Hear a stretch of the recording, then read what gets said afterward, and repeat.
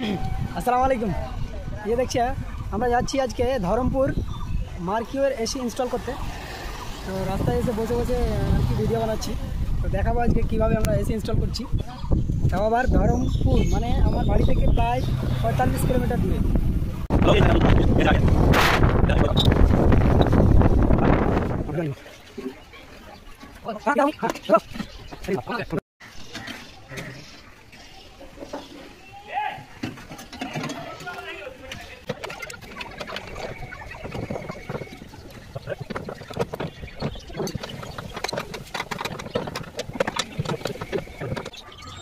এখন ভ্যাকুমে লাগাচ্ছি, vacuum process চালু করলাম আর কি। তারপরে আমরা এখন ভ্যাকুম কমপ্লিট, এবার আমরা অন করলাম আর কি।